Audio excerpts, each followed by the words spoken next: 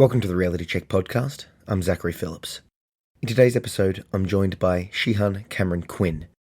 Cameron has been training Kyokushin Karate for 47 years. This is a full contact style of hard martial arts. He's worked with Olympic athletes, elite sporting teams, and trained a variety of martial arts champions. He is a best-selling author and does training seminars and speaking engagements around the world. He also runs Quintessential Training, where he teaches his martial arts styles. We talk about a variety of topics, including mental toughness in training, the benefits of martial arts for mental health, maintaining a positive attitude, overcoming past trauma, as well as some specific martial arts-based questions, including, should you focus on principles or techniques? Cameron is a genuinely lovely man, and I could have spent hours more talking to him. I hope that you get as much out of this podcast as I did. Enjoy.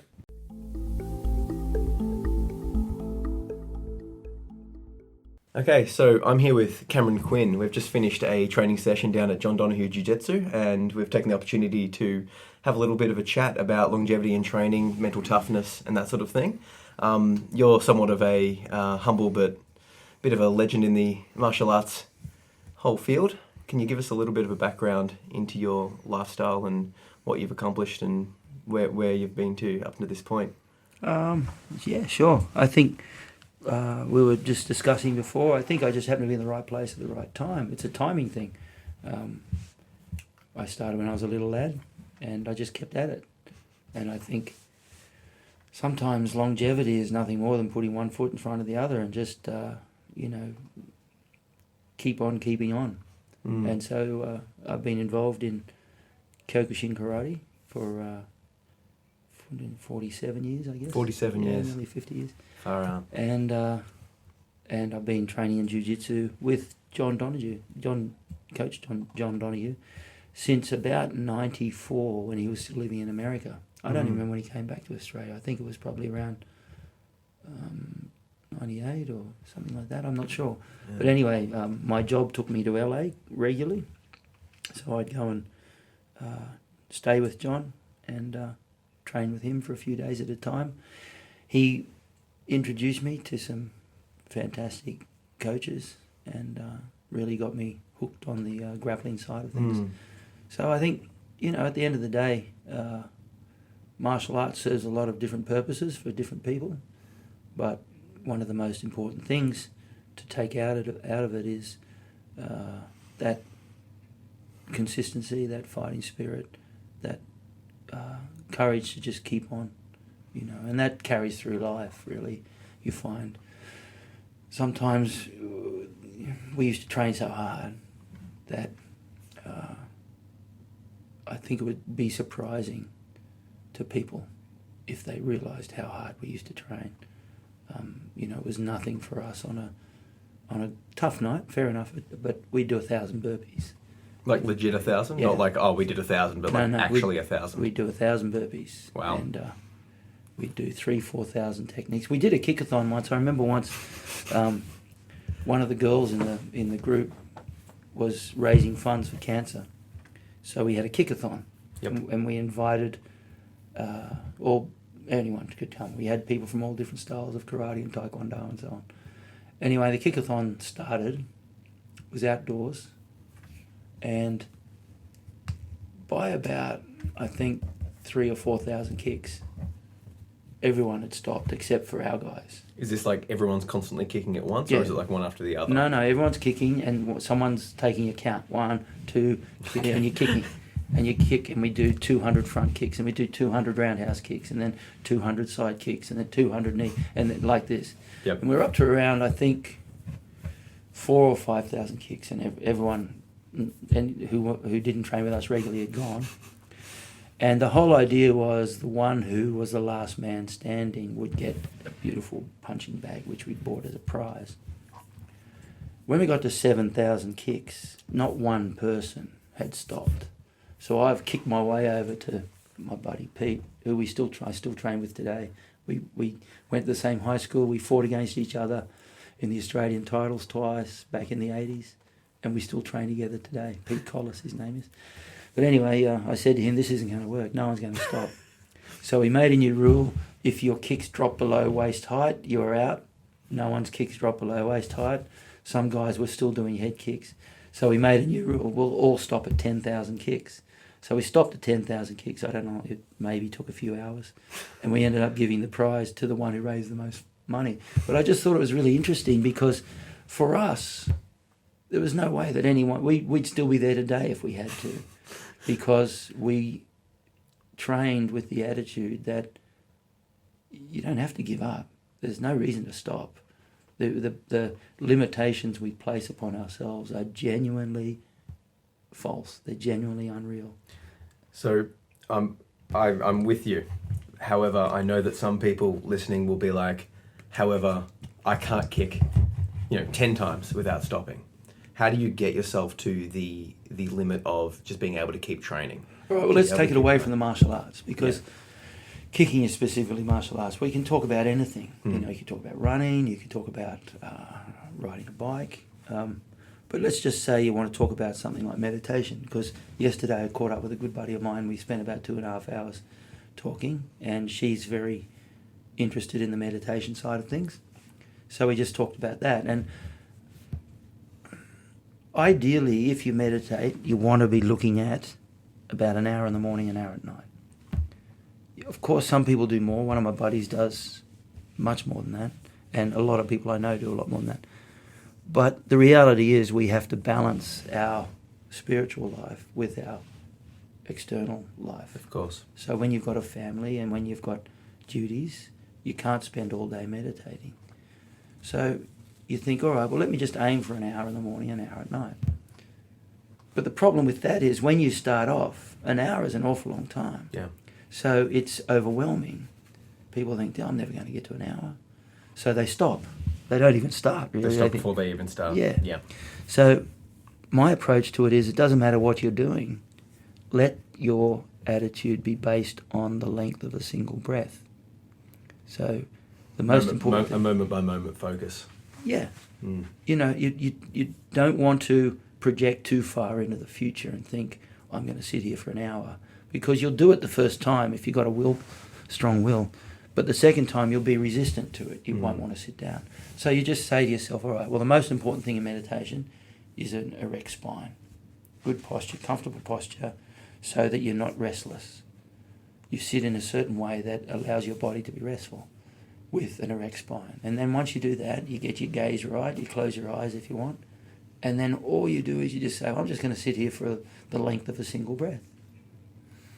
You take that single breath, and you've achieved your goal for the day. You can go then, because then what will happen is you underwhelm yourself. So the next day or that night, you sit down, and all you have to aim for is a single breath. And then the next day you do a single breath. And if your body feels like taking another breath, you take another breath. And then if it wants to take another breath, sure. And you set a little clock and, well, let me sit for 5 minutes. But if you start to set extensive time frame goals, you can overwhelm yourself and you kind of balk from the task. But if you just think, all right, well, let me just measure things in terms of the length of a single breath. Well, anyone can sit there for a single breath. I mean, it's impossible to sit there for less than a single breath, So just work on a single breath at a time. Well, you translate that into anything that you do. I used to run a lot of marathons. And I remember one of the last marathons I ran, I just didn't have time to prepare. And if you want to prepare for a good marathon, you spend hours on the road, and you taper and you do hundreds of kilometres of training. This particular marathon, I did 2 10K runs a couple of weeks before. That's all I did. But because I'd run so many marathons before, I knew that I could run a marathon. So all I did was I just ran the marathon, and I'd run for 20 minutes and I'd stop and have a stretch, run for 20 minutes, stop and have a stretch, and finish the marathon. And obviously my body was a lot sorer than it would have been had I prepared properly. But the point was, it just proved something to me that you can do anything you want if you just do it in small bites, So let's take it back to the kicking. Yep, just for the point of this. Okay. Breath by breath. There is a physical limit that the body has, though. As in, like you will get to a stage where your body just can't take you. I know something Coach John always says to us is that a lot of people give up mentally before they give up physically. And the training here, I know from personal experience, has pushed my body can take a lot more, and I'm constantly training, getting fitter. But my brain will give up. He'll be like, no, go harder. And then I get that extra mental gear, right? But eventually I get to the stage where, well, maybe I haven't been pushed enough, but it feels like I get to the stage where my body's just like, it literally has nothing in me. I had a little kid the other night in training, and he's probably a little bit softer than average, but anyway, he had an experience in training. He's bawling his eyes out, going, "Oh, why is she nearly just one more ounce of pressure, and she would have crushed my skull." And Jiu-jitsu kid. Yeah, yep. just he's a karate kid, but we roll as well. Yeah.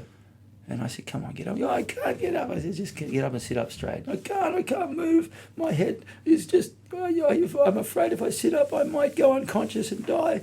And I said, "Well, I'll tell you what, you do 10 push-ups, I'll give you $10. And he goes, "Okay." Boom. Yeah. And it pumps out. So, it's a very common analogy that's used if you say to somebody, like gun to your head or $1 million. There's $1 million waiting for you. Yeah. At the Millennium Hotel on 47th Street in New York City, but you have to be there by Friday. You'll find a way. You'll find a way. Yeah. If the plane breaks down and diverts to Chicago, you'll get a car and you'll drive. You'll figure it out. If the car breaks down, you'll grab a bicycle. It doesn't matter. You'll do what you can if the motivation is right. Yes. And so in terms of that, at the end of the day, I think most training is mental training. Yeah. Because when some people, I remember I interviewed a guy named Benny Urquidez for a magazine back in the 80s, and Benny said that fighting is 90% of the brain. And I wasn't really sure what he meant by that at that point. And to this day, I think it means different things to different people. But at the end of the day, I realised, first of all, that when you've done all the hard training in the dojo, you've prepared properly, and you've really pushed yourself outside your comfort zone, well, then when you get in the fight, you have more space in your head to focus on your strategy and focus on because you don't have to think about your physiology. I'm tired. I'm going to... You've fought all those battles in the past. That's all done. Yeah. So you can put that aside, and it gives you more room in your brain. The other thing too is that maximal or optimal development, optimal growth happens just a little bit outside your comfort zone. Yes. No one ever grows in their comfort zone. In fact, it's the opposite. If you spend all your time in your comfort zone, you're going backwards.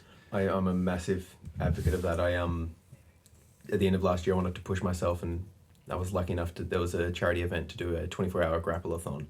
So it was 12 to 15 classes, and then in between free rolling over the stages of like 24-hour period. I stayed. I attended every single thing, was on the mat the whole time, just literally just 24 hours of rolling, and that was well beyond the comfort zone. I learned a lot about both myself and about jiu-jitsu afterwards, but it was that, pushing beyond that comfort zone and the mental side of things. You're right, that it was like my physical body was gone by the end of it. My ability to actually do the martial art was quite reduced, as you would imagine, after that time. But I learned to compensate. I learned to keep going. I learned to keep pushing. I learned to keep fighting for it. And it was one of the most rewarding experiences, because it sort of, when I'll go back to my normal training now, I'm able to go, well, I've been pushed way beyond. I've been pushed for 23 and a half more hours than you've pushed me. Sure. So the physical side of things, I'm well beyond that. I can take that breath. I can detach a bit back from it and watch what's happening in the moment. Well, that's exactly what happens. And when you experience those levels of intensive training, anything after that becomes so much easier. Yeah. But even when you're experiencing those things, there is for the body to give up, there has to be a mental decision. There has to be the body may give up, but if the mind is still strong, it'll still get something out of it. It may not be able to do the sweep that you wanted to do, or it may not be able to do the kick with the same impact you wanted to do, but you'll get something, and you'll still have that indefatigable willpower to just keep going, you know. Having said comfort zone, the flip side is if it's too far out your comfort zone, it can cause injury. And you get overwhelmed. And, yes. So it's just outside your comfort zone. It's not optimal development doesn't come way outside your comfort zone. Optimal development comes just outside your comfort zone. So you're pushing yourself and extending yourself, but not overreaching yourself. So you want to find your limit, or you want to have a coach, I suppose, ideally, that you can find your limit and push you just past that limit on that regular and constantly giving you that little bit more, and that's how you get the growth. Well, that's how you develop the willpower to realise that you're actually capable of more than you thought. Because your comfort zone is what you think you're capable of. Then you get pushed outside your comfort zone, and actually your comfort zone expands. Yes. And in that way, mentally you start to realise that I am way stronger mentally than I've been led to believe, than people tell me I am, that maybe I grew up. See, a lot of people with issues of trauma and stress and so on, have been led to believe that they're lesser than what they really are. I can attest to that. Well, and what happens is in a lot of these traumatic situations, people are taken too far outside their comfort zone, so they break down. So like the traumatic situation pushes them so far beyond the comfort zone that they can't handle it, and it's like right out there. They're still here. Well. Yeah. And that may be just no more than an abusive carer. Yeah. Saying to you, "Why do you even bother? You're useless. Don't worry about it. You don't waste your time. You're not going to get anywhere. You're born on the wrong side of the railway tracks. You got no hope. You're useless. You got 2 left feet." And if you hear that often enough, at a certain point in your life, you'll start to believe it. Then you take the flip side when you talk about people who have experienced abusive, traumatic childhoods. And quite often, their life becomes a form of self-defense. So everything they do is a way to survive the violence of the situation. And that may mean compliance. So later on, what happens is they start to hate themselves because they think about it and they flip it and they go, well, it only happened because I was compliant. They don't recognise that compliance was actually a form of survival, and it had nothing to do with them because they can't control what was happening outside them. So their way of defending it was they would become compliant. They would allow it to happen. And later on, that can cause them to blame themselves and therefore not allow themselves to grow out of that traumatic mindset again. So it's a very similar situation. Do you think that people sort of they get into a comfortable rut maybe? Like what I see with like, I'm a high school teacher by trade, and I see some students pushing and trying to excel, but I see the vast majority sort of coasting. Coasting's not the right word, but just, they're sort of like they've got their rhythm and they're not like they're in their comfort zone and they're developing, but they're developing at the expected pace. And you get 1 or 2 or 3, in a year level that's like no, that's like they almost see the game for what it is, and they're like, well, that's just what people are doing, but I'm like operating up here, and they're taking off. But I see the vast majority of people operating at this sort of regular pace level, not wanting to push themselves, not striving, not taking that opportunity. And everyone's got their own different story, but it feels like a lot of people stay in the comfort zone because it's comfortable, I suppose. Well, it's also the strongest instinct in man is self-preservation. So it's a form of self-preservation to stay in the comfort zone. It's easier to keep going and just sort of more of the same. Well, in the past, and I wasn't around tens of thousands of years ago, but you walk outside of that cave and you're confronted with saber-toothed tigers and all kinds of things. Danger. So, and the scarcity of food and so on. So what you would do is you would get the food when you could, and you'd sit back in your cave and you eat as much as you can, because you don't know when the next meal's going to come. And walking outside the cave is a threat. So somewhere in our genes, perhaps, there's this self-preservation thing which says, stay at home, put your feet up, watch TV, get fat, because you never know when we're going to run out of food. You know, don't shake the box too much, and exactly. You can keep your life going the way it is. And we know when we apply logic and reason and intelligence and all that it's a foolish way to live, because it actually has the opposite effect. Yes.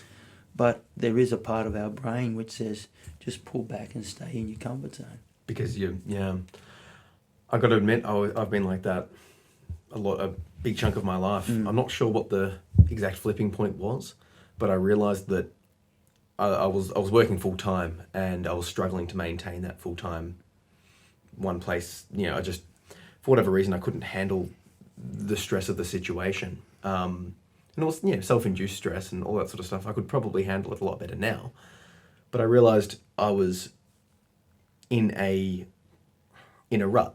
I could manage it. It was stressful and it wasn't the best situation, but I was earning a decent wage. I could afford to start paying down a house that I bought. I could get better stuff, but I just wasn't that happy. And I could see that, if I didn't do anything in 5, 10, 20 years, my life would be the same. And then I step back and I'm like, well, what's the point? What's the point of just keeping this comfortable rut and getting fatter on the couch? I decided to flip it, quit the full-time job, took up some opportunities, started working part-time, income reduced, but the opportunities and the different things that came about because of that choice have led to a lot more basically just contentment and happiness in my life. But it came at the cost of the risk of comfortable. Well, and there you go. I mean, that's a perfect example of how the reality is optimal growth happens outside your comfort zone. So what you did is you quit your comfort zone. It was... And the growth happens, I think society too, political correctness and the way society is going now is actually creating this environment of it's too safe. Well, yeah. I mean, it's non-competitive. I mean, it's got to the point where they even play games where they don't score because they feel as though it's politically incorrect to score a game. I was going to bring that up. I've got a 1.5-year-old, and one of the main criteria for looking for a school, because we're already starting to think about where to send him, is I've said to my wife, I want it to be there to be competitive, and he be able to lose. As in, I don't want him to lose. I want him to, do his best and win and succeed. But I want him to be able to compete and to lose that competition, and then to be able to, be built back up from that loss. Exactly. Because if you can't, that's life. If you leave the comfort of your parents, bosom, and then life just smacks you in the face, and you lose out there, and when you're an adult and you've never lost before.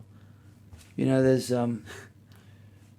they talk about winners and losers, but the reality is the right attitude is winners and learners. But if you don't have a competitive approach to anything, you can't win and you can't learn. It's that simple. Why would you need to learn anything if you still get rewarded for coming last? 100%. It's silly. The bald eagle is an amazing bird, and often what they'll do is, well, not often, what they do is when they feel as though the new chick is ready to fly, what they'll do is it'll get on the bird's back and they'll fly out, and then they'll just drop it. Wow, yep. And this bird goes tumbling down, but he sure learns quick enough, and that's how they learn to fly. Far out, yeah. And they find their wings, and all of a sudden it's like, I have to fly, whether I like it or not. Yeah. And there's that sort of, it's so important to teach kids that you have to strive to win, not because you want to humiliate someone, but because you want to stretch yourself and see how amazing you really are. how incredible you can be when you really, really push yourself beyond what you think you're capable of. And you look at some of the most beautiful examples of human qualities are in the athletic realm. You look at some of the performances at the Olympics. One that comes to mind, which I was there for, was the final of the 10,000 metres in the 2000 Olympics, where my hero runner is an Ethiopian named Haile Gebrselassie. He was the current champion. His main rival was a Kenyan named John Turgat. And Turgat was the world cross-country champion and won all kinds of things. But he was the bridesmaid when it came to Haile Gebrselassie. Turgat's about 6 foot odd, and Haile Gebrselassie about 5'6". So when they'd run next to each other, it was amazing. Anyway, this is a 10-kilometre race, and the Kenyans would surge to try and set up Gebrselassie, and he'd just surge but pull back, and he never got forced to the front of the race. And then with about 350 metres to go, they're coming around the bend for the last lap, and Gebrselassie has kind of moved out, and he's looked over his shoulder to see who was there, and his own team member is here coming around, but because of the position of his team member, he hid Turgat. And when he looked back, Turgat had gone. So he took off, and Gebrselassie ran him down and ran and ran and ran. Turgat was running so fast, and Gebrselassie caught him with about 6 or 7 metres to go, and beat him like by maybe 12 inches to win the gold medal. And the last lap that they ran in the 10-kilometre race was faster than the gold medal lap of the 1,500 metres in the same Olympics. And it was just the most amazing example of willpower, of not giving up. It was just beautiful. And then there's a lady, Tammy Van Wees, is a friend. I got to know her. She's a marathon swimmer. And she said something really beautiful to me once. You know, she's the only person to actually swim non-stop from Victoria to Tasmania. Far out. And the lifesaver who went in the rubber dinghy to make sure she was safe broke the world record for the length of a rubber dinghy. And he's next to a swimmer. Oh, that's amazing. It is. And the water temperature at one stage there was 7 degrees. Now, people don't know how cold that is in water, but ice baths are usually 9 degrees. Oh, wow. Okay. So she's swimming in water that's colder than the average ice bath, which professional athletes go and sit in for 5 minutes and then get out because it's too cold. Yes. And she said that by the end of the swim, the only sensation she had in her entire body was about an inch around her heart. Oh, my God. Everything else was completely numb. And I said to her, how did you keep going? And she said, I projected forward to the next day, sitting on the sofa with my daughter, with my little daughter with her arm around me going, it's okay, Mummy, you can do it again. And she said, there was no way that I wanted to do it again. So she said, I would just project forward and see that, and then just put one more arm in front of the next. One arm in front of the next. Yeah. No. You mentioned before you either win or you learn. And that's something that rings true for me with jiu-jitsu. You know, every time I'm on the mat, I get some subs or I tap, and I find that I tap more than I sub, and I try and learn from that. And I think that's in my opinion, the way to look at jiu-jitsu, but martial arts in general. So you're either finding that, you're getting that win or you're subbing. So from that perspective, I wanted to ask you, how do you deal with winning and losing? Well, I think the first thing that's really important. And this goes for jiu-jitsu, goes for anything, goes for life as well, is if you want to take yourself to another level, you have to do it with agreement. So, for example, when we prepare fighters for Kyokushin tournaments, these guys are fighting at a level which really would shock the average person. So just to give some context, Kyokushin tournaments, it's full contact striking, kicks to the head, no punches to the head. Well, they leave the punches out because it's no gloves. No gloves, yep. So skin on face it'd just be a bloodbath. Bloodbath, yep. But they allow full contact kicks to the head because it's not the same effect, and also they're much easier to see. Yes, I've watched some highlight footage, and it looks like to the untrained eye people just punching each other in the chest hard as they can, and then can you kick to the legs? Kick to the legs. Kick to the legs all the way you up. Kick anywhere except the groin. If you've ever been kicked in the legs, it's I used to do Muay Thai, and the first time you get kicked in the thigh, it's a holy experience. Yeah, it is. It is. So you're training people for. Well, you train people. I mean, you know, there are different qualities. Somatics. Somatics just means physical qualities.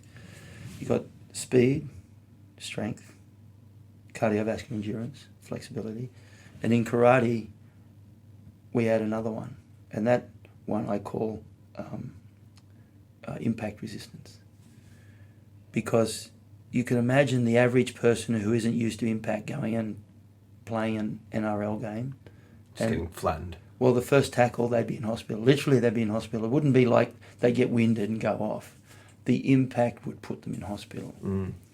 And it's the same with a Kyokushin tournament. You get a novice goes into a Kyokushin tournament and they can really get hurt. Yeah. So you have to prepare the body for that.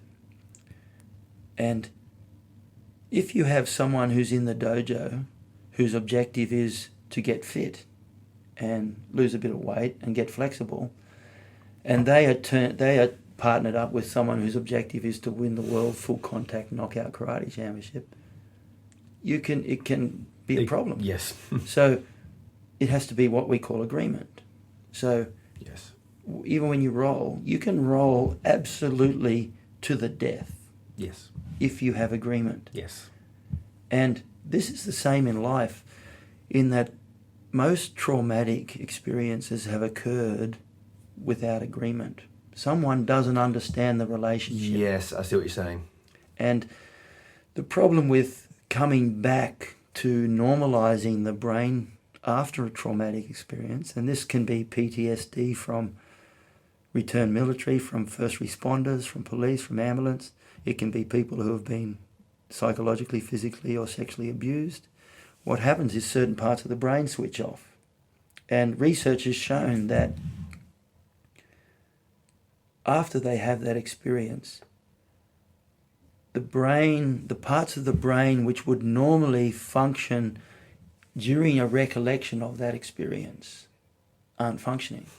But the parts of the brain that do function when they recollect the experience are actually the parts of the brain that function during the experience. So for them, it's not a recollection. They're actually reliving the experience. Yep.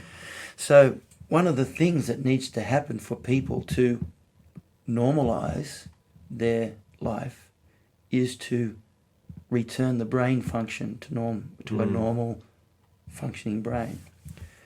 And to do that, you have to increase the levels of interaction with agreement.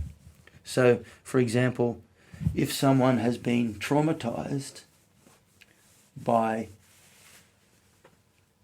let's say, their bearded father, a white, bald, bearded father, every time they see a white, bald, bearded man, they immediately revert to that traumatic experience, and they can have a flashback, and they can have a meltdown, and they can do crazy things. So the first thing that has to happen is that they have to learn that right now where they are is a safe environment. So to do that, they have to have interaction with agreement, to start to very slowly re-innovate the parts of the brain that have gone to sleep. slowly interact with the problem stimulus Yes. in a safe place, like that successive approximation to the traumatic.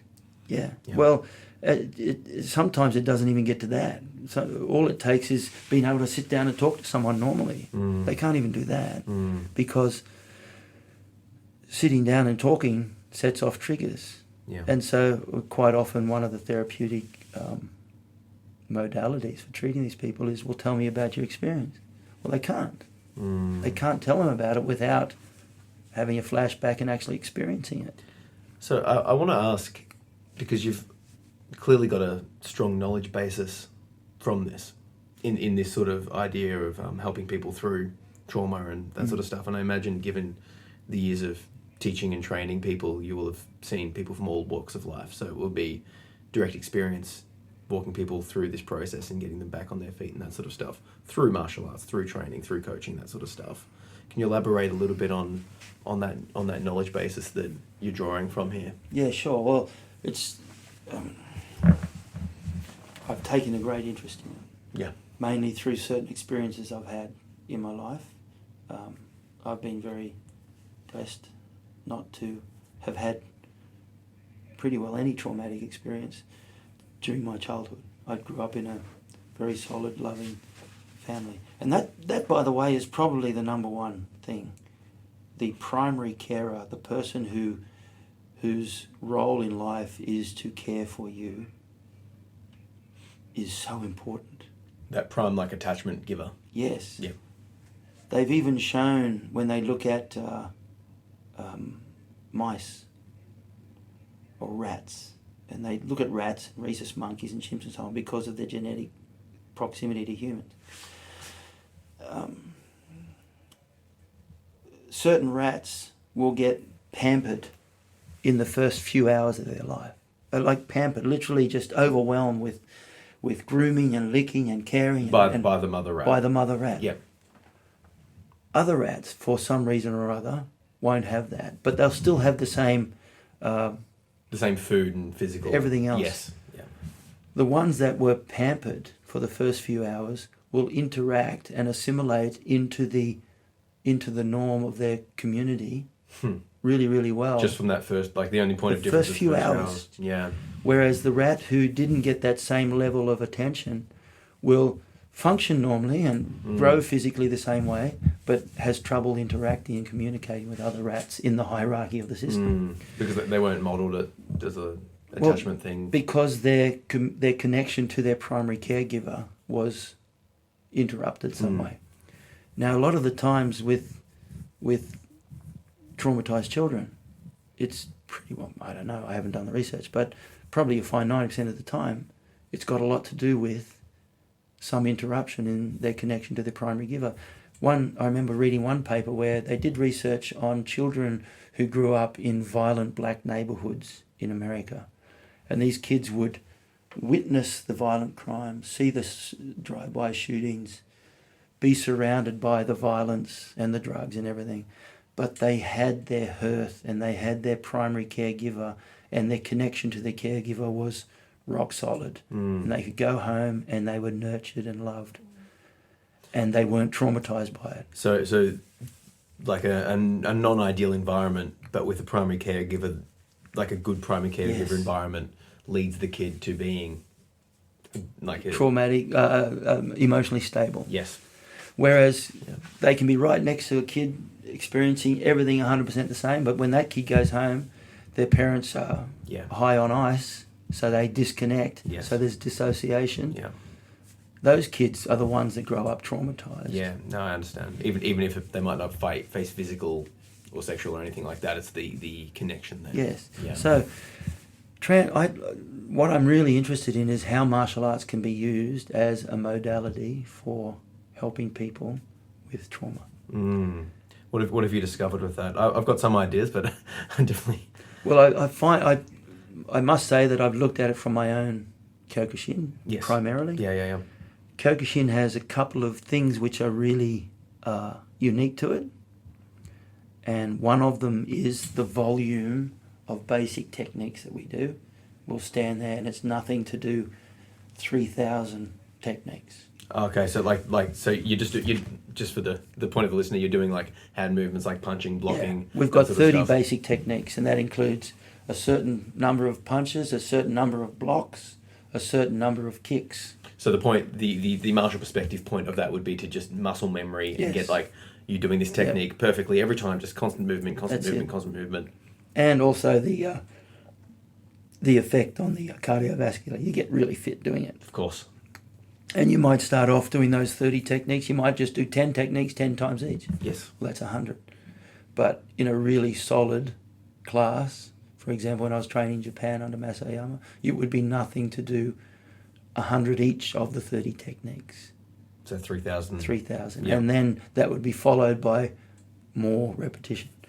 So, and then the other thing is each time you do that technique, you kiai, you do that primal yell. And I became really fascinated in the primal yell in 1974 when I was in high school, because I was actually quite small for my age. And I was doing some research on, I wanted to write an essay for my human movements subject that I was doing.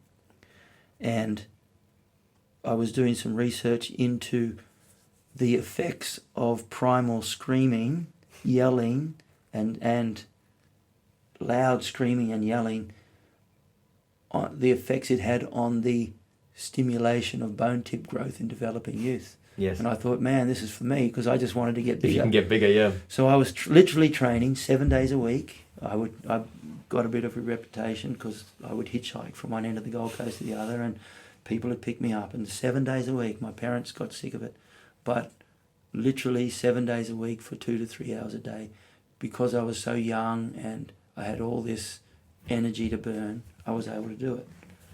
And all I really wanted, and I was kiai and yelling, and when they'd ask me to kiai, I would be the loudest kiaier in the class. And I actually grew 22 centimetres in 1 year. You attribute that to the yelling. Who knows? I mean, I think it had an impact. See, my take on yelling and fighting in general, right? I feel like our society stifles that primality. Yeah?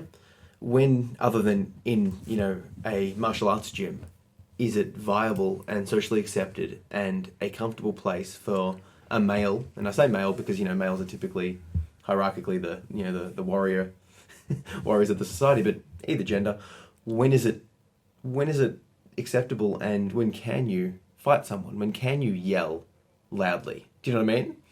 We go through our lives and just we're very restricted and held back and subdued. You come onto the mat, you get to yell, you get to scream, you get to fight someone, you get to do the things that you can't do. Well, I think there's 3 places that I see yelling as acceptable in society. One is in the martial arts school, where you're encouraged to yell. Yep. And you're encouraged to yell in a certain way. The kiai has a certain physical technique to it, which really is very good for the core muscles. You're touching your belly, so like drawing from... You draw from the depths of your core, your gut, and you explode this yell in a very short, explosive, impactive way. That's the first way. The other way we get to yell is at rock concerts. Yeah, I was going to say rock concerts. Yeah, for we sure. can just yell like nuts, but it's a different sort of yell, because you're whistling, you're going, yeah, it's not the same. And the other way is at sporting events, when your team does well, and that's cheering. And right. And I believe they have a therapeutic thing as well. It's one of the reasons why people feel so good when they come out of a game. Yeah, or it's they like, come out of a concert. Yeah, that tribal thing connecting. Yes. Primal yelling. Yeah. So the primal scream thing, and I haven't done enough research lately on primal scream, but in the 70s, that primal scream was a legitimate form of therapy. The other place that I yell is sometimes when I'm driving down the road and I just want to yell because I'm getting sleepy or something. So I'll yell and do kiais. Another place I love to yell is when I'm in nature and no one's around. You just want to yell because it's just so good. So that's one form of therapeutic beneficial training is that yelling. Yes.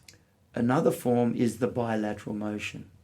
When you do hundreds of techniques where you do the same technique left and right, where you move your stances the same way left and right, where you'll do a certain block and a combination, you go block, bang, bang, bang, you do 6 or 7 techniques, one side, then switch to the other side.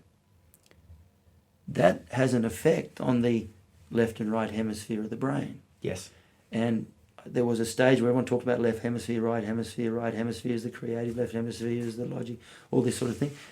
And then it was poo hard, but now they're realising once they've been able to attach electrodes to certain parts of the brain and watch the results of people under traumatic experience, they realise that actually there is certain parts of the left hemisphere and certain parts of the right hemisphere that do react in certain ways. And when someone is traumatised, that right hemisphere part or that left hemisphere part can completely shut down. So you're saying using the body the same way on both sides helps the brain reconnect? Yes. Yeah. And that's really important to reconnect the left and right hemisphere in a way that normalises it.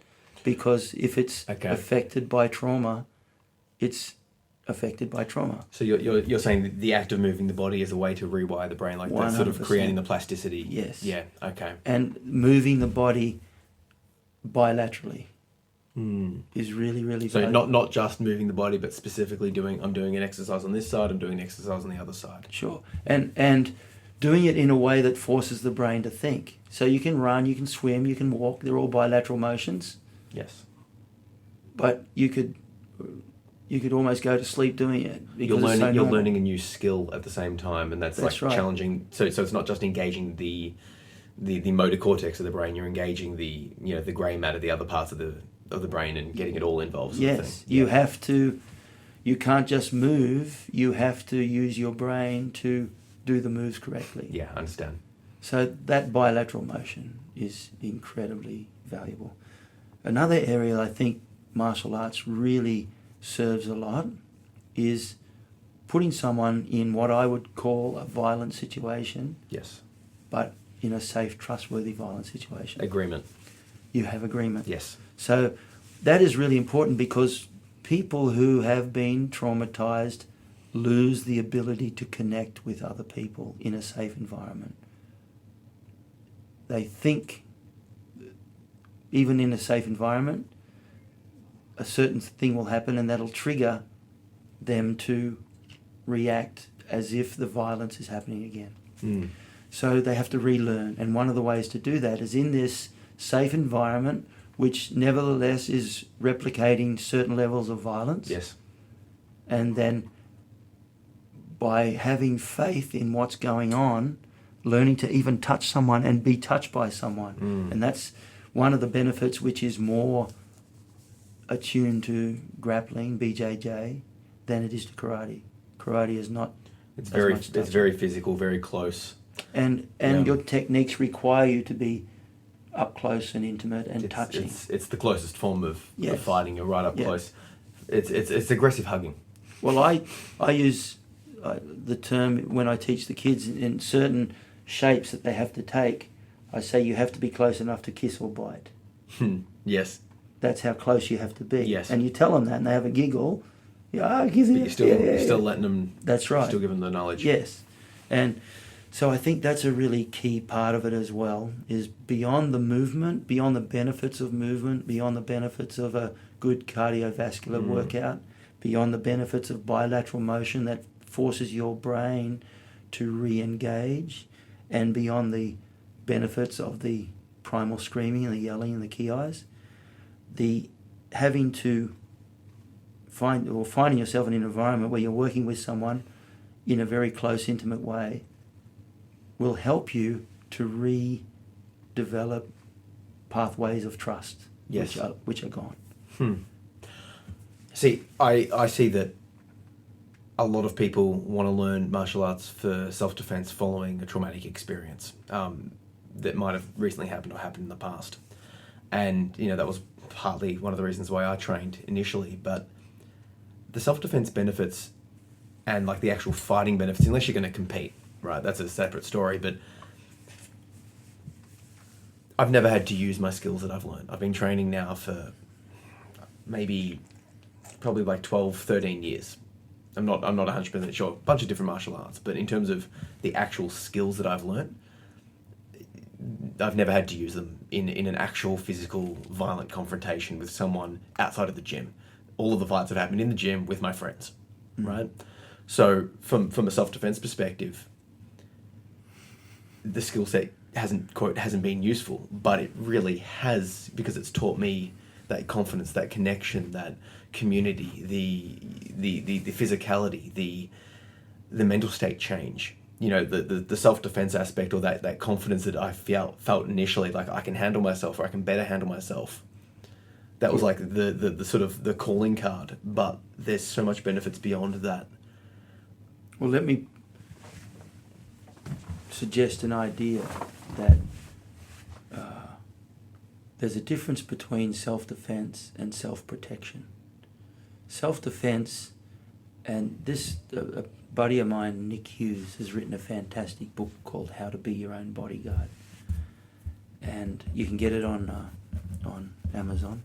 Yeah, I'll write that down so people can. Yeah, How to Be Your Own Bodyguard by Nick Hughes, fantastic book, and I think it should be compulsory reading for everyone who goes to high school. Covers everything you could ever think of, and he also has an app, which is great. But anyway, whether it's original to Nick, I'm not sure, but Nick talks about the difference between self-protection, self-defense. Self-defense is the hard skills that you use in a physical confrontation. Which one was? Self-defense. Yes. Self-protection is everything else. Yes, okay. So you walk into a room and you have a habit of sweeping and checking and keeping an eye on things, the way you sit, the way you drive defensively, everything else you do to prevent you ever having to get to the point to use your hard skills is self-protection. And I would suggest that a lot of people who do martial arts, even though they never actually use their hard skills, like you said, the fact that they train gives them a certain gait, a certain confidence, a certain attitude, a certain posture. Yes. I remember reading somewhere where they talked, it might have even been in Nick's book. I'm just rereading it again now. They went to prison and they asked a number of very hardcore violent prisoners, murderers, rapists, so on, to look at a film of people walking down the street and crossing a road. Oh, I think I've heard this, yeah. And point out which ones they would target. Which ones would you target and why? And the same 6 or 7 people were targeted by every single one of these people. Yeah. And it was almost imperceptible sometimes, you know.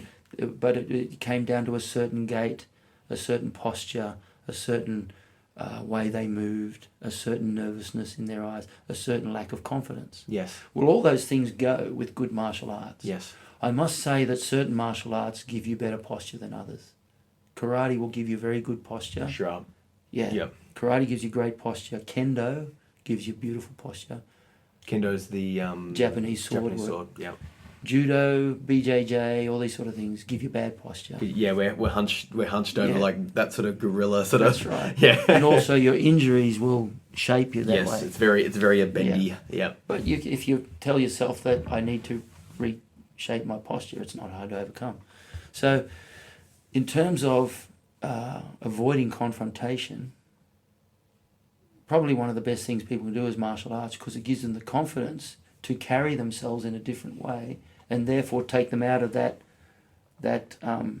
demographic where people would target. You know. See, I have a friend who suffers chronic injury, you know, issues with the body, and just quite physically weak. Tell him to stop playing rugby league. A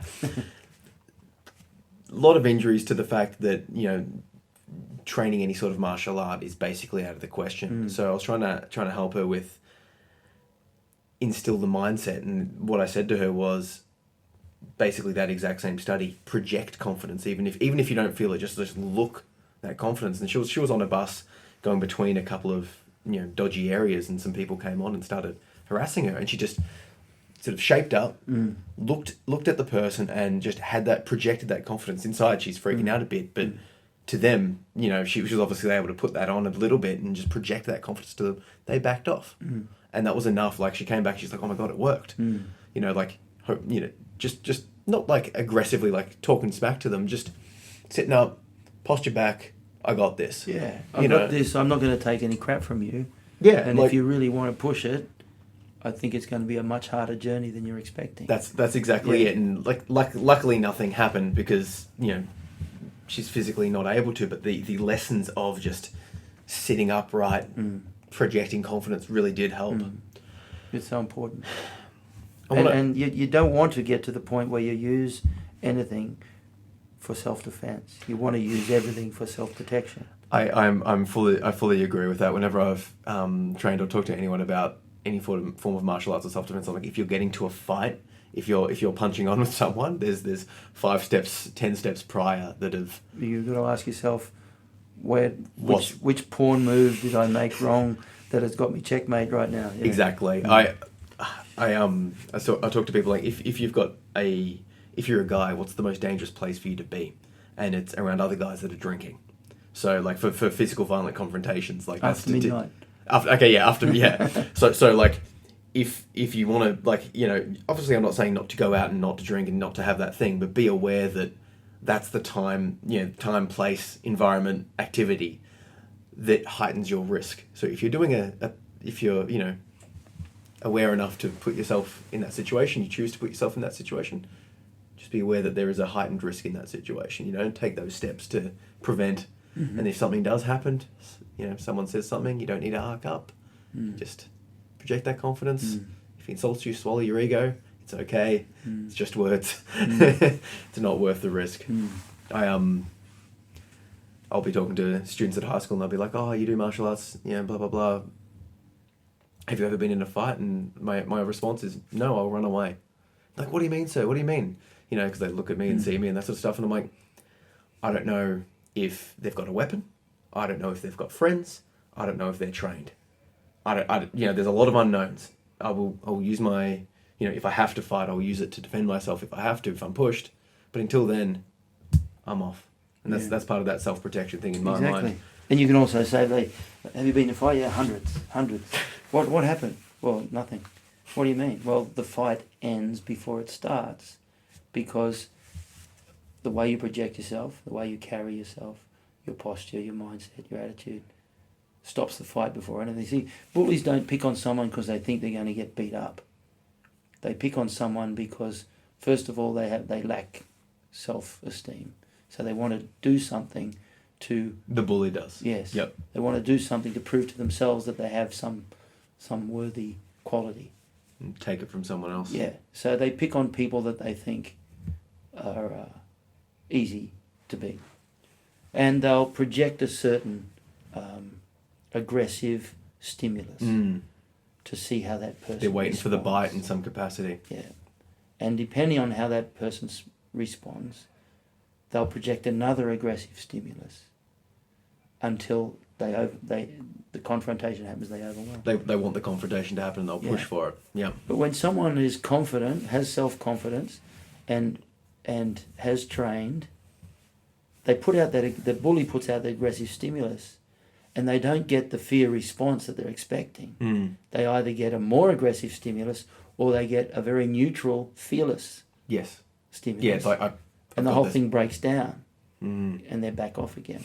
So this is why most fights will end before they even start, because the bullies will go somewhere else. And a lot of the time you won't even recognise it.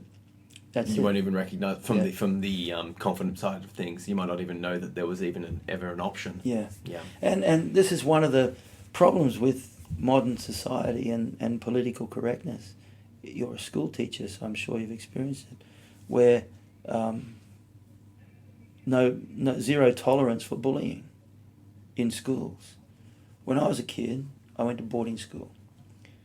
If I didn't like someone, or if they didn't like me, and it got to the point we couldn't sort it out, the sports master would put 16-ounce gloves on us. Really? And there'd be a group of guys going, fight, and we'd be down the gym, and they're big gloves and little boys, and you'd punch on, and you might be scared, but you'd punch on, and when one of the guys backed off to the point where the sports master could tell by their body language enough was enough, he'd separate them, he'd take the gloves off, shake hands, and that was that. But what it did is it taught you to stand up for yourself. And the problem with zero tolerance for bullies is that the world isn't like that. I fully, like, I very much appreciate that line of thought that the world, I would love to live in the ideal world, but we live in the real world that has real people that will do really bad things to you, potentially. Not everyone, but there's that, you know, people are out for themselves. Some people, not everyone, some people are quite lovely, but there are some bullies. The world doesn't suffer fools and weaklings. Yeah. It's that simple. Yeah. They will eat them up. I think people have a desire to go, I want to live in the ideal world, and therefore I'm going to pretend like we are in the ideal world, and then they'll coddle and try and change society to be that, but unfortunately they're changing a very small aspect of it, and then sort of just putting the blinders on to the biggest aspect. Like here at the gym, we've got some 5-year-olds, and they roll hard. They go at it, right? They came in when they first started, maybe 6 months to a year ago. They were quite shy and a little bit timid, but now they get some. You know, they really are able to fight back, push, and just, you know, they go hard. Yeah, my word. And I know that they'll, if and when someone threatens them in some way, hopefully they have the confidence to stop it. But if it has to get physical, they will fight. They'll stand up for themselves, and it's not just a physical confrontation. How many times have people at work or at family events had people, you know, talk down to them or slight them or that sort of stuff, you know? Well, bully confrontations in the world outside of school are 95% of the time psychological bullying. Yes. There's very, very rarely does You get physical confrontation happen, especially in the workplace. So when kids are taught, if someone bullies you, tell your teacher. What you're doing in real life. What you're doing is you're actually teaching them how to not survive in the real world. Because in the real world, if someone in the workplace bullies you, and they will if they feel threatened by you, you've gone to school, worked hard, got your degree, you come in on a graduate program, and you've now usurped someone's position. That's right. Yep. So psychological, emotional bullying happens every day in the world. Yes. Constantly. You have to be able to recognise it, defend yourself, take and action. You have to project the confidence that it's not going to work with you. You're not going to take it. I like that. And a good martial arts. Good martial arts gives you that confidence. Yeah. It teaches you that, because at the end of the day, what is the basest breakdown of any bullying is a physical confrontation. That's what it can lead to. That's right. And if you know you can deal with the end conflict, and if you can deal with that, that projects straight back up. This happens to me. The kids will say to me, "You're so chill, sir. You're so chill," and I'm like, "Because I know I'm fine." It's that core knowledge of, like, I can handle the situation because it's not going to get physical, and if it was, what can possibly happen? Yeah, that's true. And the other thing that people need to recognise is, outside in the world where they don't suffer don't suffer weaklings, and they don't suffer fools, you have no control over what happens beyond yourself. Yes. The only thing you can control is you. The only thing you can control is how you react to things. Yes. And one of the most beautiful sentences and most powerful sentences that I've ever heard is, beware of the emotional reaction to the inevitable fluctuation in the phenomenal world. So the phenomenal world is the world we live in. It's the world of summer and winter, hot and cold, day and night. It's the duality. That's the phenomenal world. So be aware of your emotional reaction to changes that are going to happen. Change is inevitable. Yes. So fluctuations are inevitable. The inevitable fluctuations will occur. Yes. The only thing you need to do is beware of how you react to them emotionally when they occur to you. Yes. So if people can get that in their head, the first thing they learn is that I can't control what's going on outside, but what I can control is my reaction to it. Yeah. Yep. The next thing that I think people can learn, and I sometimes get a little bit of flack from this, but when we talk through it, usually we get agreement that emotions aren't real. Our true natural state, the true state of the perfect organism, human being if you like, is naturally balanced, equilibrated, centered love. Everything else is an emotional charge that takes you away from that. So when you overreact to something, and that overreaction can be love. I mean, what they call love, I love my boyfriend so much that when he left me, I couldn't live anymore, so I committed suicide. No, you didn't have to commit suicide. You were going to live. What's happened is you have exaggerated emotionally this experience and turned it into something much greater than what it really is. You're saying like the event is neutral, but how you respond to it is not. The event is always neutral. Yeah. The event is always. There is no such thing as a malevolent or benevolent event. See, it's easy to conceptualize that, but when it's happening, how do you detach and recognize that? Because like, I can see that from like the intellectual side of things, or seeing it from when it's not happening. But let's say something happens to my life, right? That causes that bang emotional response. How do you develop the skill set to step back and recognize that and go down that path of going, well, yeah, it's my emotions that's the problem here in this sense. Yeah, and the flip side of exaggerating something emotionally is you can exaggerate it, you can minimize it as well. Yes. You can underplaying or downplay overplaying. Yeah. But either way, you're drawing yourself away from your centered state of love. So when things happen to you, basically, at the end of the day, the first thing you have to know is emotional reactions will happen, but you have an ability to determine the next step you take. You ever heard of Miles Davis, the famous trumpet player? Yes. Amazing trumpet player. And I have a very interesting one-on-one experience with him back in '85. But anyway, amazing man.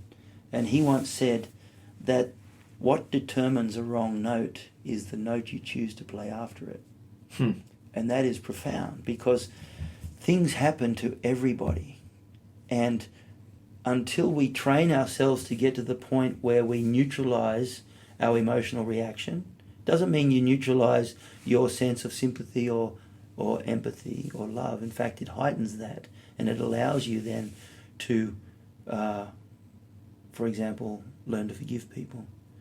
But until you get to that point, emotional reactions will happen. What determines everything is what you do with that next. Do you break into violence and scream and yell and carry on? So the event happens. How do you handle the next step? Is the key point here? Yeah. So the first thing is to arm yourself with a little bit of knowledge and know that events are neutral. That when things happen, they're not malevolent or benevolent. They're just neutral. The next thing is, when you have an emotional charge to it, recognize that you're having an emotional charge which is pulling you away from your ability to recognize the reality of what's going on. And then you say to yourself, all right, let me just take a breath here. So things like take a breath, count to 10 are actually very powerful. And the reason taking a breath the reason taking a breath is so powerful is because it's the breath that ties your physical, emotional and mental body to the soul. And the soul's nature is centered, balanced love. So by taking a breath and letting it go, in that one breath, and again, like we were talking about before, everything comes back to the single breath. Taking that breath will give you time to pause and allow you space to recognize that what's happening is an unreal emotional reaction that is exaggerating or minimizing the reality of the event that is happening. My psychologist gave me different words but the same advice of something would happen and I would bang, quick reaction. She's just take a break. Mm. Take a breath. Yep. And then if you still don't know, say, I'm not sure right now. Let me decide, let me think about it. Yep. And just taking that physical and emotional break and then taking that action. And I'll tell you what, like, it sounds woo-woo, it sounds like it wouldn't work, but it just does. Very like profoundly powerful. like 1 to 10 second break. And that's enough to, before you act, before you take that step, is enough to just detach yourself a little bit. That's so true. So we've been going for over an hour, so I want to bring it to a close. But there is one more question I want to ask, and it's more of just a martial arts based question. Techniques or principles? If you had to teach down one path, would you prefer to go down the path of a principle or like that overall conceptual understanding of the martial art that you're trying to teach? Or would you prefer to teach specific principles to your students? What's your take on either side? Well, it's like the old saying, you give a man a fish, you feed him once, you teach him how to fish, you feed him for life. Well, that's technique versus principle. Yes. If you teach a technique and the technique has 8 steps in it, Mm-hmm. if along the way they understand the principle behind those 8 steps, then they can adapt. And fighting is adaptation. We go into a fight, and I'm talking about a martial arts contest, let's say, with a game plan and a strategy. And the other guy has one objective, and that is to spoil your game plan and strategy. So if you can't adapt to the situation at hand, you're in big trouble. Yes. Principles allow you to adapt because their game plan is to take you off your technique. Mm. Your adaptation it allows you to return to principle and analyze what's going on and act accordingly. So principles will always trump technique. Yeah. But you need both. Yes. You need the technique so you understand the steps involved in what you're trying to do. But if those techniques are taught in a way that doesn't build principles, well then you're being shortchanged, I think. Mm. So that's why repetition is so important, because the old saying, practice makes perfect, isn't true. It's perfect practice makes perfect. Yes. Because if you practice something wrongly over and over, you'll create the wrong habit. Mm. If you practice something based on solid principles, then you can adapt to anything. And what I've found from my own training is one of the most enjoyable parts of my life is I've been able to train pretty well every martial art that I can think of off the top of my head. Lots that I haven't probably, but I've been to India and done the Indian wrestling. I've trained with Kali guys, judo guys, jiu-jitsu guys, karate guys from different styles, boxers, kickboxers.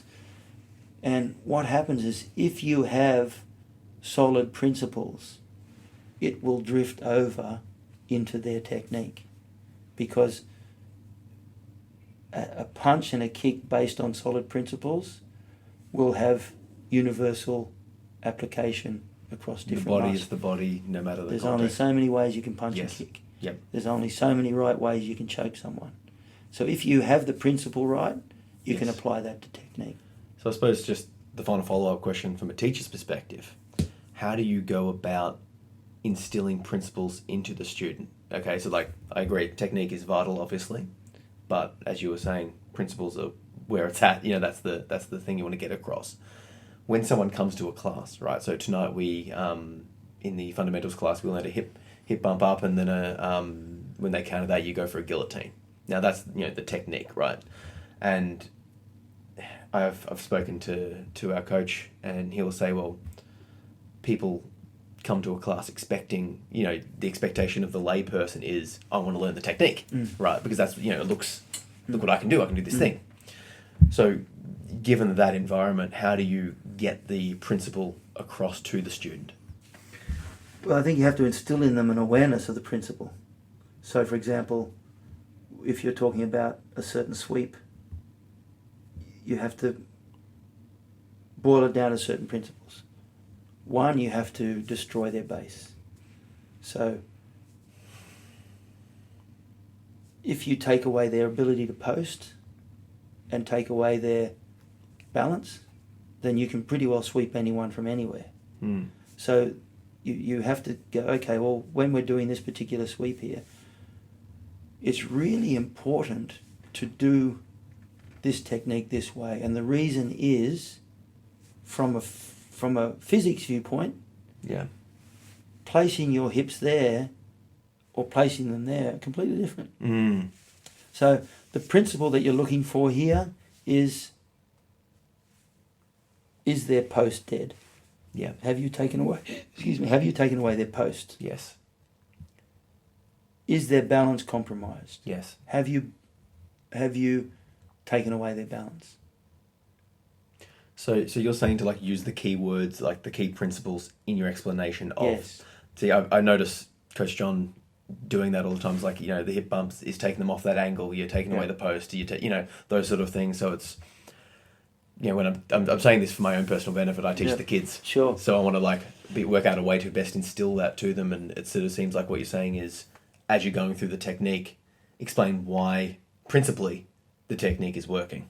Yeah, well, I like to use angles and leverage, the concept of angles and leverage. So you show someone something, and then you get them to walk around and hold the technique on, but change angles. Yes. And see the difference in the result. And you go, that's an example of what we call a principle. The technique is the same, but the principle is that you're moving to increase your leverage. You're applying it from a different angle, different angle. Yeah. Okay. And so I say to them that the key principle is always to find the best angle to optimize your leverage. And you can, if you do that, you can be in a situation and ask yourself, why isn't it working? Let me analyze what happens if I change angles here. Yes. And that allows them then to apply principles to their own techniques. And it's an ongoing thing. It's an ongoing challenge in any martial arts. How do you instill people to get the right principle? Usually what I do is you have to break down their desire to hit hard or overwhelm or get the tap or anything. And you break it down into bite-sized steps in rhythmical movement. Because for example, if you're teaching someone a left, right, left hook, right, uppercut, a left, right, left hook, back with a right, up with an uppercut. Well, if you try to teach them to do that from a technique viewpoint, they get lost because their mental objective becomes, how hard can I hit this person? Oh, but if you're teaching them that flow, like bop, bop, move, switch, you go, all right, so let's look at principles here. Where's your weight? So let's get the weight right, and the rhythm right. So slow right down, forget about power, because power isn't a somatic.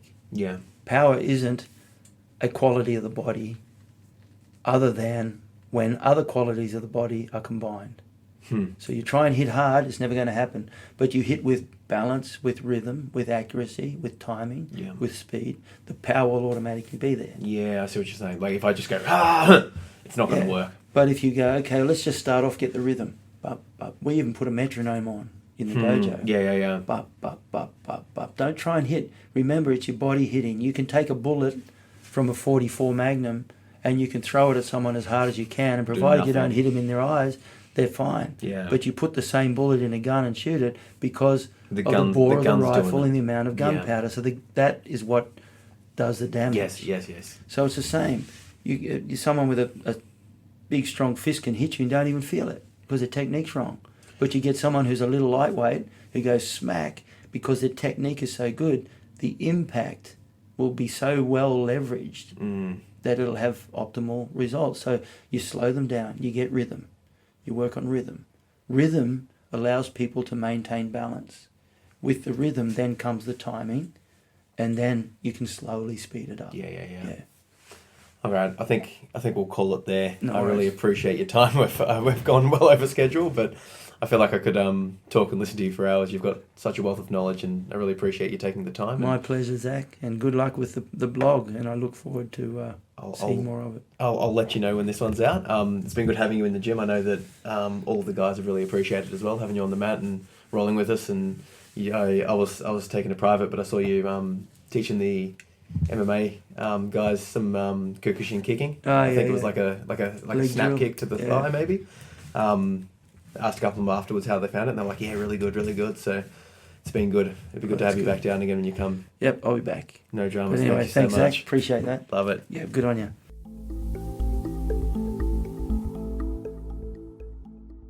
Thank you for listening. If you enjoyed this podcast, I'd really appreciate it if you could put a positive review up on iTunes, Stitcher, or wherever else you're listening to it. And if you want to hear more interviews like this, the best way you could support the podcast is via Patreon. Patreon is a way for people to provide support for content creators who are putting their stuff out there for free. So for me, doing these podcasts and blogs and videos and all the stuff that I'm doing takes a lot of time. It takes time to do the recording, to do the uploading, and all of that sort of stuff comes at a cost.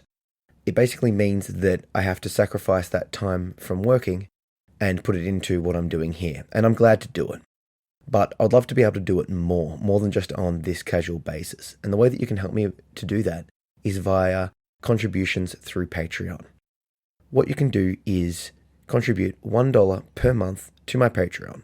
And on your end, $1 will basically go unnoticed. But on my end, $1 per month, if a bunch of you get together and support, will make a massive difference. Please consider supporting me on Patreon at patreon.com/ZachPPhillips.